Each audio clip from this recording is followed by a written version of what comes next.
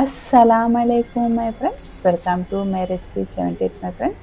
ఇవాళ మన రెసిపీ చూడబోతే సింపుల్గా ఉంటుంది, టేస్ట్గా ఉంటుంది, మంచి హెల్దీ అయిన మొక్కజొన్న గింజలతోటి మసాలా వడైతే చూడబోతున్నాం. రండి ఫ్రెండ్స్, వీడియోకి వెళ్ళిపోదాం. ముందుగా స్వీట్ కార్న్ గింజలు అలాగే నానబెట్టుకున్న పచ్చెనగపప్పుని తీసుకోవాలి. 1 గంట సేపు పచ్చెనగపప్పు నానబెట్టుకోవాలి. స్వీట్ కార్న్ గింజలు 2 కప్పులు అయితే పచ్చెనగపప్పు 1 కప్పు తీసుకోవాలి. మనం వడలకు కావాల్సింది సన్నగా కట్ చేసిన ఉల్లిపాయ, కొత్తిమీర, అలాగే పచ్చిమిరపకాయలు, అల్లం తురుము. ఇప్పుడు మిక్సీ జార్ తీసుకొని స్వీట్ కార్న్ను అలాగే నానబెట్టుకున్న పచ్చెనగపప్పు ఈ రెండింటిని మిక్సీ జార్లో వేసుకోవాలి. బాగా మెత్తగా కాకుండా బాగా కోర్సుగా కాకుండా చిన్న చిన్న పలుకులు అక్కడక్కడ ఉన్నట్టుగా మనము ఇలాగ గ్రైండర్ ఆడించుకొని తీసుకోవాలి. ఇప్పుడు ఇందులోకి సన్నగా కట్ చేసుకున్న 1 ఉల్లిపాయ, అలాగే సన్నగా కట్ చేసుకున్న కొత్తిమీర, 4 పచ్చిమిరపకాయలు సన్నగా కట్ చేసుకుని వేసుకోవాలి. 1 టేబుల్ స్పూను అల్లం తురుముని వేసుకోవాలి. ఇప్పుడు సరిపడా సాల్ట్ అయితే వేసుకోవాలి.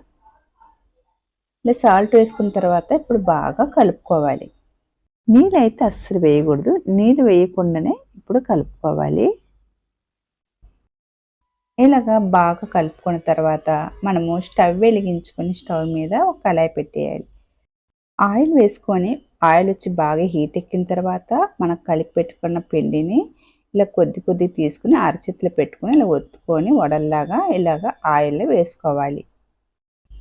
ఒకవేళ మీకు వడలు బాగా రాకపోయినా మీరు ఏం చేస్తారంటే మనం కలిపి పెట్టుకున్న పిండిని ఇంకొకసారి గ్రైండర్ ఆడించుకొని ఇలాగ వడల్లాగా ఒత్తి వేసుకుంటే నీట్గా వచ్చేస్తుంది.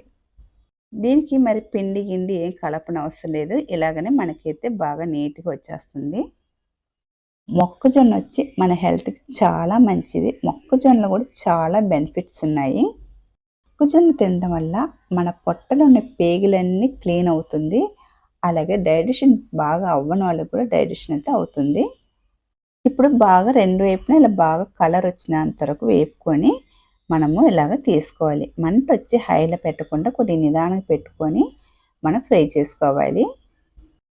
ఇంకా ఉన్న పిండిని అంతా ఇలాగే మనము కొద్ది తీసుకొని ఇలాగ వడల్లాగా ఒత్తుకొని ఆయిల్ వేసుకొని ఫ్రై చేసుకొని ఇలాగ అంతా తీసుకోవాలి. మీరు ఇంకెప్పుడు మొక్కజొన్న కొన్నా సరే మీ ఇంట్లో వాళ్ళు ఇలాగే వడలేసి ఇమ్మంటారు. ఎందుకంటే ఈ వడలైతే అంత టేస్ట్గా ఉన్నాయన్నమాట. ఇప్పుడు వేసుకున్న వడలన్నీ ఒక పక్క వేగిన తర్వాత మరోవైపు అయితే తిప్పుకోవాలి. మనకి ఈ వడలు చేసి ఇవ్వటానికి పెద్ద పనేం లేదు, చాలా సింపుల్గా అయితే మనం చేసి ఇచ్చేవచ్చు. ఇప్పుడు వడలన్నీ బాగా వేగిపోయిన తర్వాత ఇప్పుడు ఈ వడలన్నీ ఇలాగా తీసేయాలి. సింపుల్గా టేస్ట్గా మన మొక్కజొన్న గింజలతో మసాలా గారెలు అయితే రెడీ అయిపోయాయి. అలాగే నా రెసిపీ మీకు నచ్చితే కనుక మీ ఫ్రెండ్స్ అండ్ ఫ్యామిలీకి షేర్ చేయండి. అలాగే కొత్తగా చూసేవాళ్ళు అయితే సబ్స్క్రైబ్ చేసుకోండి. చూసేవాళ్ళు ప్రతి ఒక్కరు అయితే ఒక లైక్ అయితే కొట్టేయండి. మసాలా వడ తినాలంటే ఎప్పుడైనా సరే పక్కన ఒక గ్లాస్ టీ తోటి మసాలా వడ తింటా టీ తాగుతూ ఉంటే ఆ టేస్టే వేరే లెవెల్ ఉంటుందన్నమాట. మీరు ఎప్పుడైనా ట్రై చేయకపోతే ట్రై చేసి చూడండి, చాలా బాగుంటుంది. ట్రై చేసి నాకు కామెంట్ బాక్స్లో కామెంట్ చేయండి ఫ్రెండ్స్. బాయ్.